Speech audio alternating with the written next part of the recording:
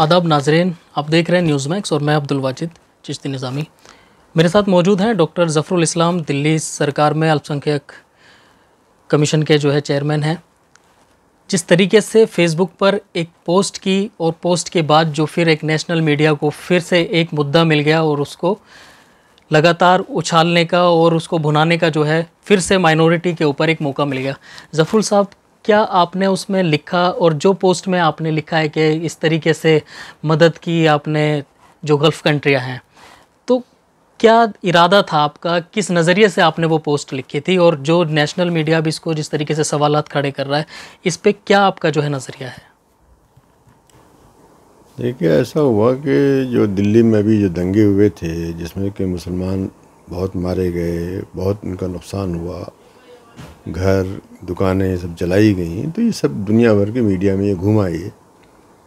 और इसलिए भी घूमा कि उस ज़माने में अमेरिका के जो राष्ट्रपति हैं ट्रंप साहब भी दिल्ली में मौजूद थे। इसकी वजह से दुनिया भर का मीडिया यहाँ मौजूद था।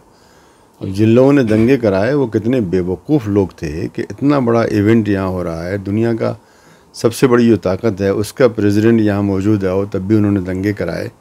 तो ये ऐसे लोग जो है, मैं समझता हूँ मुल्क के वफ़ादार नहीं हो सकते। लेकिन बहरहाल असल बात यह है कि इसकी वजह से दुनिया भर में इसका चर्चा हो गया और बहुत लोगों ने इसका नोटिस लिया। यूरोप में, अमेरिका में, कनाडा में ऑर्गेनाइजेशन ऑफ इस्लामिक कॉन्फ्रेंस ने लिया, अमेरिका के ख़ुद जो फॉरेन मिनिस्ट्री जिसको स्टेट डिपार्टमेंट कहते हैं उसने लिया, और उनके जो कमीशन एक है रिलीजियस फ्रीडम्स का कमीशन, उसने नोटिस लिया और बनी कोई रह नहीं गया। तो इसमें अरब ममालिक में कोई ऐसा नहीं आया था फिर भी लोग, लेकिन आम लोग बोल रहे थे। जब मैंने देखा कि वहाँ की गवर्नमेंट ने भी ये इसके ऊपर एक्शन लिया है और ये हुआ कि उन्होंने, उनकी जो कैबिनेट की एक बैठक हुई उसके अंदर उन्होंने फैसला किया कि हमारी गवर्नमेंट को जो हिंदुस्तान में मुसलमानों पे जुल्म हो रहा है उसके बारे में कुछ करना चाहिए, उसका नोट लेना चाहिए। ये नहीं कि वो अभी यहाँ पे कोई फेज अपनी फ़ौज भेज रहे हैं, कुछ ऐसा कुछ नहीं, लेकिन एक होता है कंसर्न दिखाते हैं, हम इस बारे में जो है फ़िक्रमंद हैं, ये कहने की बात थी। तो उन्होंने एक लेटर जो है, काउंसिल ऑफ मिनिस्टर्स ने लेटर जो है फॉरेन से मिनिस्टर को लिखा कि भाई आप ये हमने फ़ैसला किया है, आप इसके ऊपर अमल कीजिए। तो वो ख़त मेरे सामने आया तो मुझे लगा कि भाई किसी ने हमारे बारे में सोचा, मुसलमानों के बारे में सोचा, तो हम उसका शुक्रिया अदा कर दें। तो मैंने इसमें चंद लाइनें, इसे ट्वीट के अंदर जो है लंबा आर्टिकल लिखने की जगह नहीं होती है, ट्वीट तो बहुत ही छोटा ही होता है, चंद लाइनें, 4-5 लाइन, इससे आगे वो ट्वीट लेगा ही नहीं उसको। तो उसमें मैंने कहा कि कुवैत, हम तुम्हारा शुक्रिया अदा करते हैं, ये पहली लाइन थी। उसके बाद हमने कहा कि हिंदुस्तान के जो मुसलमान हैं उनकी अरब ममालिक में बहुत अहमियत है और वो बरसों से, सदियों से उनकी अहमियत है, इसलिए कि हमारा जो इल्मी काम है, हमारा इस्लाम के लिए जो काम है, हदीस के लिए काम है, फ़लसफ़े के लिए काम है और तफसीर के लिए काम है, अरबी ज़बान के लिए काम है, ये सब वो लोग जानते हैं अच्छी तरह से। और उसमें मैंने कुछ नाम भी गिना दिए कि वो लोग ऐसे लोग भी हैं जो कि आज भी वहाँ पर अच्छी तरह से जाने जाते हैं, हमारे मुसलमान हैं। उसके कहने का मकसद ये था, मैंने उसमें लिखा नहीं, लेकिन मकसद ये था कि हम जो है कुछ दूसरे मुसलमान जैसे बेचारे रोहिंग्या हैं या चाइना के मुसलमान हैं उसके तरह नहीं है। वो भी जो जुल्म है जुल्म ही है, लेकिन जब किसी ऐसे आदमी पर जुल्म होता है जिसको आप जानते हैं तो ज़्यादा उससे दुख होता है। तो मैंने ये कहा कि अरब ममालिक में और इस्लामी ममालिक में हिंदुस्तानी मुसलमानों की छवि जो है बहुत ही अच्छी है और हमको वो जानते हैं, हमारी तारीख़ है, हमने दुनिया को बहुत कुछ दिया है, वो जानते हैं कि भाई ताजमहल क्या चीज़ है और कुतुब मीनार क्या चीज़ है, वो मुसलमानों ने ही बनाया है उसको, लाल किला क्या चीज़ है। तो इस सब के हवाले से जानते हैं कि इनकी बड़ी लंबी तारीख़ है और एक महज़ब कौम है ये। तो वो मैंने कहा कि इस कौम के हवाले से वो इसको जानते हैं। और मैंने उसमें ये कहा कि हिंदुस्तान के मुसलमानों ने कभी जा कर के अरब ममालिक में, मुस्लिम ममालिक में हिंदुस्तान की शिकायत नहीं की, ये साफ लिखा हुआ है, हमने कभी शिकायत नहीं की। लेकिन अगर शिकायत होगी तो हिंदुत्व कट्टरपंथियों के लिए मुसीबत आ जाएगी जी। बस इतनी सी बात है। मैंने उसमें हिंदुस्तान नहीं कहा, ये नहीं कहा, और नहीं ये कहा कि हम शिकायत करने जा रहे हैं। मैंने कहा अगर ऐसा होगा, अभी तो उन्होंने खुद से ही नोटिस लिया है जी, जो छपा था उसका खुद से नोटिस लिया है, और अगर यहाँ के लोग शिकायत करने वाले नहीं हैं, न मैं करने वाला हूँ, तो जो गोदी मीडिया है उसने फ़ौरन उसको पकड़ लिया कि साहब ये तो हिंदुस्तान को बदनाम कर रहे हैं, ये तो शिकायत करने जा रहे हैं, ये हमारे मसाइल को इंटरनेशनल कम्युनिटी में ले जा रहे हैं, मैंने ऐसा कुछ नहीं कहा था कि हम शिकायत करेंगे। मैंने कहा कि अगर ऐसा होगा तो क्या होगा भाई, अगर ये ये जो दीवार है ऊपर से गिर जाएगी, छत गिर जाएगी, तो मेरे ऊपर क्या होगा। मैं सोचता हूँ कभी, कोई भी सोच सकता है ये। तो ऐसे ही तो ये पेड़ जो है जो सूख रहा है, अगर ये गिर जाएगा तो क्या होगा। तो इसी तरह की बात थी। मैंने नहीं कहा करने जा रहे हैं या कभी किया है, बल्कि मैं बाद में मैंने जो है कल मैंने एक और स्टेटमेंट दिया है कि मेरी लंबी हिस्ट्री है भाई। मैं 40 साल से कम जो है अरब जो मीडिया के अंदर मेरा बड़ा नाम है। अल जज़ीरा वगैरह में आज भी आता हूँ मैं, और BBC जो अरबी है, टेलीविज़न पे, रेडियो पे भी आता हूँ। बहुत से और चैनल्स हैं, कुवैत रेडियो है, फलां है, उसमें आता हूँ, लिखता हूँ बहुत जगह पे। अल रियाद जो न्यूज़पेपर था उसका बहुत ज़माने तक मैं यहाँ पर करस्पॉन्डेंट था बाकायदा। आज तक इंडिया की हिस्ट्री में ऐसा नहीं हुआ कि कोई इंडियन जो है वो किसी अरब न्यूज़पेपर का करस्पॉन्डेंट, बाकायदा पेड करस्पॉन्डेंट रहा हो। मैं रहा हूँ मैं ये। तो मेरी एक लंबी हिस्ट्री है, मुझे वहाँ पे लोग जानते हैं। तो उसमें मैंने उनसे कहा कि भाई ऐसा नहीं है, हमने कभी शिकायत नहीं किया, बल्कि हम तो वहाँ जाके डिफेंड ही करते हैं। हम तो कहते हैं, लोग पूछते हैं भाई वहाँ मसाइल, हम तो कहते हैं नहीं भाई कोई मसाइल नहीं है, हम खुद हल कर लेंगे। हमारे पास इंस्टीट्यूशन मौजूद हैं, हमारे पास सुप्रीम कोर्ट है, हमारे पास लॉ है, हमारे पास कॉन्स्टिट्यूशन है, हमारे पास मीडिया, हम खुद हल कर सकते हैं। कभी भी शिकायत करने की, और मैं समझता हूँ किसी भी मुसलमान ने, किसी मुस्लिम तंजीम ने कभी कोई शिकायत नहीं किया। लेकिन मीडिया ने उसको ये पकड़ लिया कि हम शिकायत करने जा रहे हैं। उसके बाद मैंने उसमें जो बात कही थी कि भाई हिंदुत्व कट्टरपंथियों के लिए एक मुसीबत आ जाएगी। अवलांश का मतलब होता है कि जब आंधी वांधी आती है तो ऊपर से कोई तोदा गिरता है, उसको अवलांश बोलते हैं। तो वो लफ्ज़ इस्तेमाल किया था कि उनके लिए एक तूफ़ान आया, एक मुसीबत आ जाएगी। ये हिंदुत्व कट्टरपंथियों के लिए था, वो लफ्ज़ लिखा हुआ है, हिंदुत्व बिगट्स लिखा हुआ उसके अंदर। इसको इन्होंने बदल करके इंडियन बिगट्स कर दिया, हिंदुस्तानी कट्टरपंथी कर दिया। हमने नहीं लिखा था, हमने लिखा ही नहीं था हमने। और उसको इस तरह से मोड़ा जैसे कि ये हिंदुस्तान के ख़िलाफ़ है। हिंदुस्तान के ख़िलाफ़ नहीं है, तो हम भी हिंदुस्तानी हैं। क्या हम हिंदुस्तानी नहीं हैं क्या? जी, हम हिंदुस्तानी हैं। और मैं समझता हूँ कि 90% हिंदुस्तानी ऐसे हैं जो कि हिंदुत्व की फ़िक्र पर यकीन नहीं रखते हैं। तो ये बात उन लोगों के लिए थी जो कि लिंचिंग को सही समझते हैं, जो मुसलमानों के बाइकआउट को सही समझते हैं, जो राइट कराने को सही समझते हैं, जिनको हर बात पे परेशानी होती है, जो चाहते नहीं कि मुसलमान गाय भी अपने घर में पाले। ये मुस्तकिल आ रहा है, डेली आ रहा है। इनके बड़े बड़े नेता जो हैं, बीजेपी के बड़े बड़े नेता हैं, MP हैं, MLA हैं, मिनिस्टर हैं। मिनिस्टर जो है यहाँ का सेंट्रल मिनिस्टर आकर के इसी दिल्ली के अंदर बोलता है गोली मारो सालों को।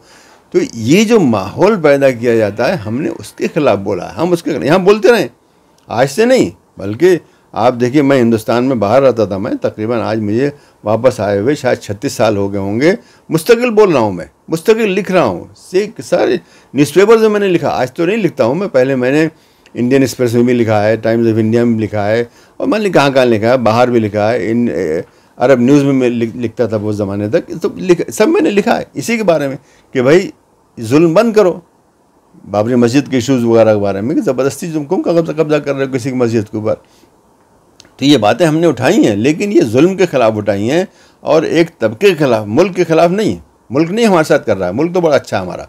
मुल्क में कानून है, मुल्क में दस्तूर है, मुल्क में सुप्रीम कोर्ट है, कोर्ट्स हैं, हाई कोर्ट है, फला जहाँ हम जाते हैं हम पे यकीन रखते हैं। और मीडिया भी ये नहीं कि 100% गोदी मीडिया है, 100% नहीं है। ऐसे बड़े अच्छे अच्छे मीडिया यहाँ पर हैं जो कि सही बात कहते हैं, और बिल्कुल यानी जो ऑब्जेक्टिव तरीके से बात होती है वो पहुँचाते हैं।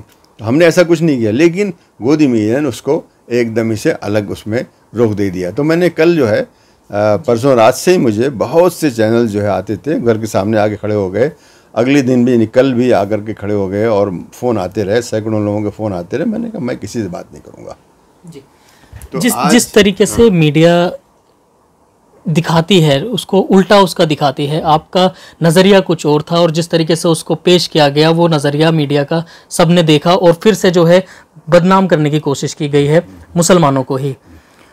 जिस तरीके से बीजेपी पार्टी के बड़े बड़े नेता हैं, जैसा भी आपने कहा कि एक मंत्री ने कहा कि गोली मारो सालों को, इस तरीके के नारे, और भी साध्वी प्रज्ञा हैं, इस तरीके के जो गोडसे के नक्शे कदम पे चलती हैं, और सीधे सीधे जो महात्मा गांधी हैं उनके बताए हुए रास्ते पे नहीं चला जाता। संविधान की बात करते हैं, इस पोस्ट को आपको संविधान से जोड़कर देखा जा रहा है कि क्या अब मदद के लिए दूसरे देशों से जो है भीख मांगी जाएगी, दूसरे देश मदद करेंगे। हालांकि गृह मंत्रालय की तरफ से जो वहाँ कहा जा रहा है कि जो आंतरिक मामले हैं उसमें जो है कुवैत की तरफ से कोई दखल अंदाजी नहीं है, हम रिश्ते बेहतर बनाना चाहते हैं। क्या इसको बीजेपी जो पार्टी है या जो ये एक दोबारा से फिर एक प्रोपोगंडा तैयार करने की कोशिश की जा रही है इस पोस्ट को लेकर के? नहीं नहीं, देखिए मैं ज़रा वाज़ेह कर दूं, चाहे गृह मंत्रालय कहे चाहे कि फॉरेन मिनिस्ट्री कहे, कोई भी कहे, एक बात जो है इंटरनेशनल तरीके से तय हो चुकी है कि ह्यूमन राइट्स जो है, मानव अधिकार जो हैं, ये एक इंटरनेशनल मसला है। अगर बर्मा में जो है कोई जुल्म होता है रोहिंग्या पे तो इंटरनेशनल मसला है, चाइना में होता है इंटरनेशनल मसला है, श्रीलंका में तमिल पे होता है इंटरनेशनल मसला है, और उसके खिलाफ दुनिया की किसी कोर्ट में, अमेरिका में, नॉर्वे में, स्वीडन में आप केस कर सकते हैं। इसको बोलते हैं यूनिवर्सल जुरिडिक्शन। मतलब ये बात यूनाइटेड नेशन ने तय कर दी है कि ह्यूमन राइट्स का कोई हो रहा है, जैसे रुवांडा में हुआ था, बोस्निया में हुआ था, बुरुंडी में हुआ था, जो यानी लोगों को कत्ल किया है इसलिए कि वो जो है जो कबीला या जो भी एक ग्रुप जो हावी था उसके खिलाफ थे। तो ये जो चीज़ है, ये कहना कि साहब इंटरनल मामला, ये इंटरनल मामला नहीं है। आपके यहाँ पे जो जुडिशरी है, आपके जो निज़ाम है, आपने यहाँ पे जो रिस्ट्रिक्शन आपने कोरोना के नाम पे, ये सब इंटरनल मामला है, इसमें किसी को बोलने का हक नहीं है। लेकिन अगर लोगों को उनकी पहचान के मुताबिक, अगर दलित है दलित की वजह से मारा जा रहा है, मुसलमान को मुसलमान की वजह से मारा जा रहा है, क्रिश्चियन को क्रिश्चियन की वजह से मारा जा रहा है, सिख को सिख की वजह से मारा है, तो ये एक इंटरनेशनल मसला हो जाता है। ये अंडरस्टूड है, ये किसी के कहने से कुछ नहीं होता। इसको बोलते हैं यूनिवर्सल जुरिडिक्शन।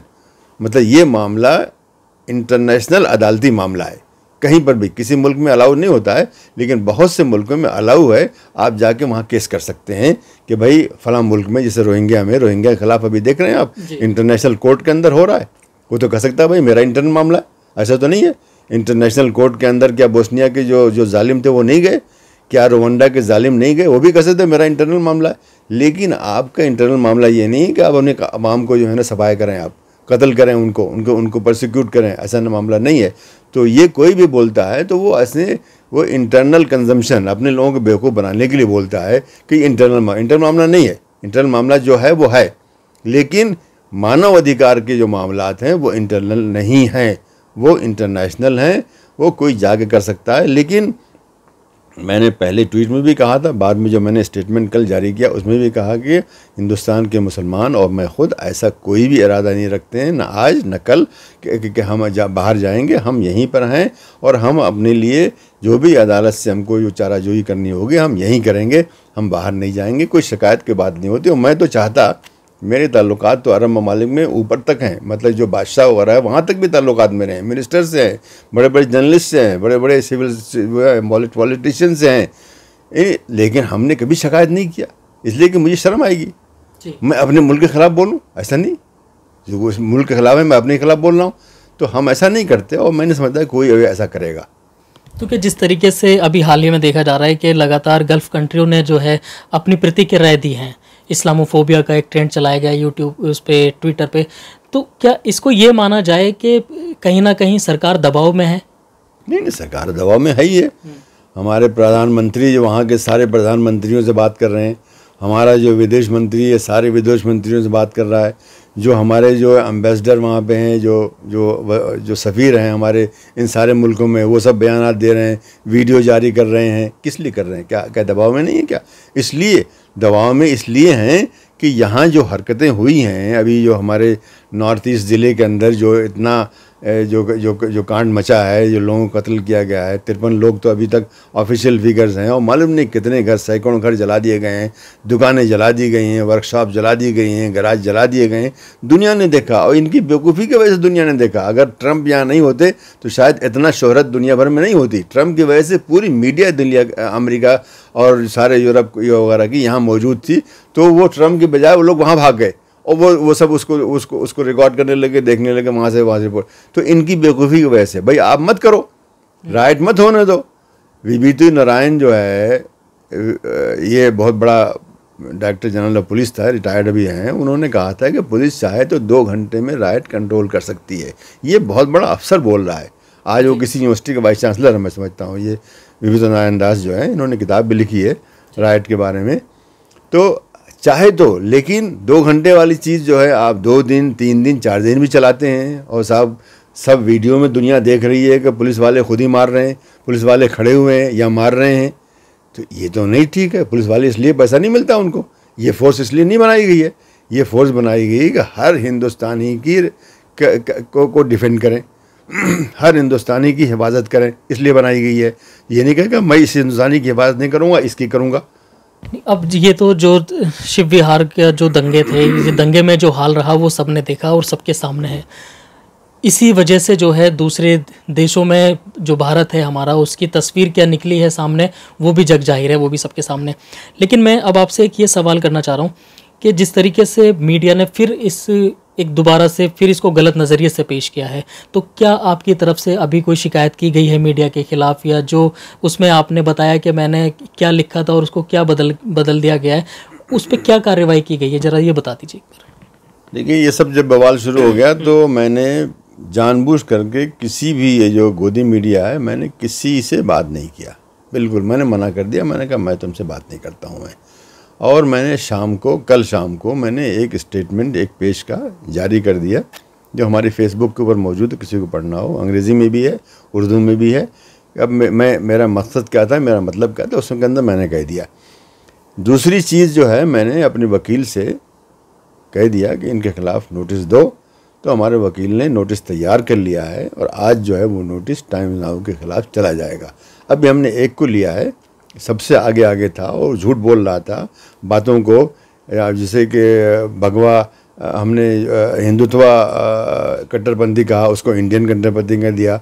ये कहने लगा कि हम शिकायत करने जा रहे हैं, हमने तो कहा ही नहीं भाई हम शिकायत करने जा रहे हैं।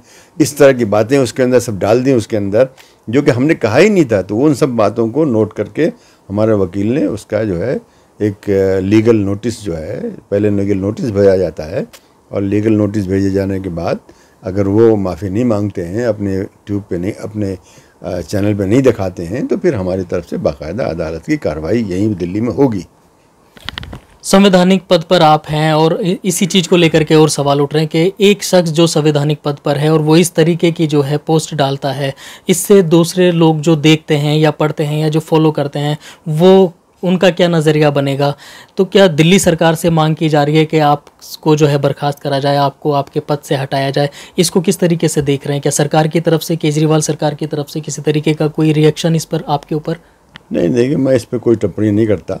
लोग कर रहे हैं, शिकायतें कर रहे हैं, चीफ मिनिस्टर के पास भी कर रहे हैं, एलजी के पास भी कर रहे हैं, पुलिस के पास करें, मुझे उसको कोई फ़र्क नहीं पड़ता। अगर सरकार को हटाना होगा तो मैं कोई तरह, सरकार मुझे लाई है, सरकार मुझे ले भी जा सकती है, कोई मसला नहीं है। तो मैं इस पर टिप्पणी नहीं करता। लेकिन अगर कोई मेरे ख़िलाफ़ केस होगा तो हम उसको लड़ेंगे, उसको छोड़ नहीं देंगे, उसको माफ़ी नहीं मांग लेंगे। हमने कोई गलत बात कही नहीं उसके अंदर। गलत बात कही होती तो मैं आज माफ़ी मांगता हूँ। हमने तो सिर्फ इतना कहा कि भाई एक बाहर का मुल्क हमारे लिए खड़ा हुआ, हम उसका शुक्रिया अदा करते हैं, बस, और कुछ नहीं कहा। मैंने ये नहीं कहा कि तुम ये करो, इन्होंने उसको मौका दिया ये करने का, बोलने का। फिर मैंने कहा कि हम लोग कभी शिकायत नहीं करेंगे, और उसको उन्होंने बदल दिया पूरा कि ये शिकायत करने जा रहा है। तो ये जो बातें, जिस बुनियाद पर ये शिकायतें या ये पुलिस का केस जो है ये सब किया जा रहा है, वो झूठ बोल के किया जा रहा है। तो झूठ तो अदालत में चलेगा नहीं, इसलिए कि अदालत में वो बात भी कोई फ़ारसी में नहीं लिखी हुई है, कोई अरबी में नहीं लिखी हुई, इंग्लिश में लिखी हुई है। तो अदालत देखेगी भाई हाँ, इसके अंदर तो असली ये बात ही नहीं कही है। हमारा जो असली ट्वीट है उसमें हमने ये बात ही नहीं कही है। बाद में तो खैर हम स्टेटमेंट दिया, उसमें और भी साफ कर दिया, तो लिखा ही नहीं हमने ऐसी बात। जो चीज़ें हमारी तरफ मंसूब की जा रही वो हमने कहा ही नहीं है, इसलिए कोई केस ही नहीं बनता है। बाकी सरकार जो है हमको लाई है, सरकार हमको ले जाए, उसका हक़ है। हम तो ये कोई थोड़ी का चुनाव लड़ के आए हैं, बल्कि ये सरकार का अपना होता है। अगर वो हमसे कहेंगे मत रहो तो हम कहेंगे वो बड़ी अच्छी बात है, बहुत शुक्रिया, आपने हमको मौका दिया काम करने का, हमने दिलो जान से ठीक से काम किया। और लोग उसको जानते हैं, दिल्ली के लोग उसको जानते हैं कि हमने ठीक से काम किया, और हमारी जो रिपोर्टें हैं वो बता रही हैं कि हमने काम किया। बाकी सरकार मुझसे कहती है कि तुम जो है इस पद मत रहो, मैं नहीं रहूँगा, कोई बात ही नहीं इसमें। तो क्या जिस तरीके से मुसलमानों के हक़ की आवाज़ आप उठाते रहें लगातार, क्या आगे भी इसी तरीके से उठती रहेंगी? देखिए, मैंने आपसे अर्ज़ किया कि मैं 36 साल से इस मुल्क में हूँ, और उससे पहले से भी जब मैं बाहर था उस वक्त भी आवाज़ उठाता था और लिखता था। मैं वहाँ के न्यूज़पेपर्स में लिखता था, लेकिन मुल्क के ख़िलाफ़ नहीं। अब अगर कहीं फसाद हुआ है, कहीं बाबरी मस्जिद को के ख़िलाफ़ कोई साजिश हो रही है, तो मैं नहीं लिखूँगा। मैं थोड़ी मुल्क के ख़िलाफ़, मैं तो एक सोच के ख़िलाफ़ लिखा मैंने। या इस तरह की कोई और बात हुई है कश्मीर के बारे में। मैंने अपना जो कल जो स्टेटमेंट दिया है उसमें मैंने कुछ मिसालें भी दी हैं कि मैं किस किस्म का आदमी हूँ। जब यहाँ कारगिल की लड़ाई हो रही थी उस वक्त मैंने कतर जा कर के अल जज़ीरा चैनल के ऊपर 1 घंटे का प्रोग्राम मैंने किया था, जिसको वो लोग अरबी में अल-इत्तिजाउल मुआकिस कहते हैं, अंग्रेज़ी में उसको अपोजिट डायरेक्शंस कहते हैं। वो उनका सबसे कामयाब प्रोग्राम है। और उस वक्त जिस वक्त ये हुआ था, जब चलता था हफ्ते में एक बार, तो 25 मिलियन आदमी, तो 2.5 करोड़ आदमी देखते थे। ये आंकड़े उस ज़माने के हैं TRP के। उस पे मैंने हिंदुस्तान का बहुत ही ताकत के साथ जो है मैंने जाकर के दिफा किया था, डिफेंड किया था। और वो बात यहाँ के इंडियन मीडिया में छपी हुई है, उस ज़माने के अखबारात में छपी हुई है, इस आदमी ने वहाँ जाकर ऐसा किया। तो ये सोचने की बात है। फिर मैंने उसमें एक और मिसाल दिया कि कुवैती का जो है, जिसकी बात हो रही है, कुवैत में एक मैगज़ीन निकलता है, बहुत मशहूर मैगज़ीन अल-मुज्तमा के नाम से, उसमें मैं लिखा करता था। कहते तो लिखो, तो मैं लिखता था। मैं आज भी कोई कहता है तो मैं लिख देता हूँ। मैं ऐसे नहीं लिखता आजकल, जैसे अल जज़ीरा है वो कहता है तो मैं लिखता हूँ मैं, लेकिन ख़ुद से नहीं लिखता मैं। तो अल-मुज्तमा में उन्होंने मुझसे जो है कि कुछ 10-15 साल पहले की बात है, उन्होंने मुझसे कहा कि ज़फ़रुल इस्लाम साहब, आप एक आर्टिकल लिखिए कि हिंदुस्तान के मुसलमान कश्मीर के बारे में क्या सोचते हैं। तो मैंने उसमें जो बात रखी, वो बात जो है वो हिंदुस्तान का मौक़िफ़ रखा, अपने मुल्क का मौक़िफ़ रखा कि भाई हम समझते हैं कि हमारा मुल्क जो है सही मौक़िफ़ पे है। और इसमें ये लिखा, हिंदुस्तानी मुसलमान ये बिल्कुल नहीं चाहते हैं कि कश्मीर हमसे अलग होकर पाकिस्तान के हिस्सा बन जाए, साफ साफ लिखा। तो जब मैंने ये मजमून लिख दिया, अरबी में है, ये छपा हुआ है वहाँ पे, जब लिखा तो एडिटर साहब को बड़ा ताज्जुब हो गया, भाई ये कैसे है ये। वो तो समझते थे कि भाई हर आदमी जो मुसलमान होगा वो कश्मीर की तायद करेगा और पाकिस्तान की तायद करेगा। मैंने ऐसा नहीं किया। तो उन्होंने कश्मीर एक पाकिस्तान में किसी आदमी से उसका जवाब लिखवाया और दोनों मजमून एक साथ छापा। मेरा मजमून छापा और साथ ही उसके उस पाकिस्तान के आदमी का भी छापा, जिसमें उसने मेरी मुखालफत की थी और पाकिस्तान की बात रखी थी। तो उससे जो है मुझे बड़ी तकलीफ़ हुई और उसके बाद से मैंने उस मैगज़ीन के लिए लिखना बंद कर दिया। ये 10-15 साल पहले की बात है, नहीं लिखा। तो ये मेरा ये माजी है और ये एक खाली मिसाल है। ऐसी बहुत सी चीज़ें हैं कि मैंने अपने मुल्क का साथ दिया, और ख़ास करके जब बाहर में होता हूँ। मुल्क के ख़िलाफ़ बोलने की बात नहीं है, लेकिन कोई सोच जो है जो कि इंसानियत के ख़िलाफ़ है, एक मखसूस तबके के ख़िलाफ़ है, मुसलमानों के ख़िलाफ़ है, बल्कि सारे दूसरे लोगों के अपने अलावा सबको गलत समझती है, उसके ख़िलाफ़ हूँ। हिंदुस्तान में बोलता रहा हूँ मैं। ये तो हमारे आजकल तो मैंने यहाँ के न्यूज़पेपर वगैरह लिखना बंद कर दिया, लेकिन पुराने आप देख लिए भरे हुए, चाहे टाइम्स इंडियन एक्सप्रेस में देख लिए, पायनियर में देख लिए, टाइम्स ऑफ इंडिया में देख लिए। ख़ुद हमारा पर्चा जो मिली गज़ट था 17 साल तक छपा है और आज भी ऑनलाइन है, इसे भरा हुआ है। इसके अंदर लिखते थे हम, यानी कभी भी नहीं छुआ। तो आज भी करते, पिछले भी करते रहे और कल भी करते रहेंगे। पद से कोई फ़र्क नहीं पड़ता, बल्कि मैं तो ये कहूँगा कि पद की वजह से हमारे हाथ बंद जाते हैं। हमको यानी सोच समझ के बोलना पड़ता है। जब हम आज़ाद थे तो हम जो सोचते थे वो लिखते थे वो जी। तो पद से जो है हटने से तो हम और आज़ाद हो जाएंगे बोलने के लिए, लिखने के लिए, कुछ करने के लिए। पद जो है इसलिए कि बहरहाल पद का ही ख्याल रखा जाता है, और पद जो है यानी कमीशन है या कोई दूसरा भी होता है तो वो एक कानून से चलता है। हमारा जो कमीशन है वो एक कानून से चलता है, हमारे कानून बना हुआ। दिल्ली माइनॉरिटीज़ कमीशन जो है उसका एक्ट है, उस एक्ट में लिखा हुआ तुम क्या कर सकते हो, क्या उसके बाहर नहीं कर सकते हम। तो हम जब कुछ करते हैं सोचते हैं, बल्कि उसको दोबारा बार बार पढ़ते हैं उसको कि भाई इसमें ये जो बातें लिखी हुई 8-10 बातें लिखी हुई, तुम ये करोगे, उसमें ये आ रहा है कि नहीं आ रहा है। अगर नहीं आ रहा है तो हम उसको काम को नहीं करते हैं। तो वहाँ पे हमारा जो है हाथ बंधा हुआ होता है। लेकिन बाहर हम रहेंगे आज़ाद तो कौन, तब वो जो पहले करते थे वो भी करेंगे। तो जिस तरीके से आपने देखा और सुना, जिस तरीके से ज़फ़रुल इस्लाम साहब ने उसमें सिर्फ जो कुवैत हिमायत में खड़ा हुआ है उसका सिर्फ शुक्रिया अदा किया है, हालांकि उनसे किसी तरीके की कोई मदद नहीं मांगी गई। संवैधानिक पद पर हैं। भारत का हर नागरिक भारत के संविधान पे यकीन रखता है, अदालतों पर यकीन रखता है। देरी से सही लेकिन फैसला आता ज़रूर है, ये हर नागरिक जानता है। लेकिन अब जिस तरीके से इस विवाद को बढ़ाया जा रहा है और इसको तूर दिया जा रहा है, तो कहीं ना कहीं फिर जो मुल्क के अंदर हालात बने हुए हैं उनसे भटकाने की कोशिश की जा रही है, फिर मीडिया के ज़रिए। और जिस तरीके से मीडिया इसको प्रोपेगेंडे के तहत फिर से इसको निशाना बनाया जा रहा है कि फेसबुक से जो है एक लेटर किया गया है और मदद मांगी जा रही है, क्या संविधान भारत का जो है अब दूसरे मदद करेंगे। जो लोग इस तरीके से इसको गलत नज़रिए से पेश कर रहे हैं, तो उन मीडिया संस्थानों के खिलाफ भी डॉक्टर ज़फ़रुल इस्लाम साहब की तरफ से शिकायत और नोटिस उनको भेजा जा रहा है। दिल्ली से न्यूज़ मैक्स के लिए मैं अब्दुल वाजिद निज़ामी।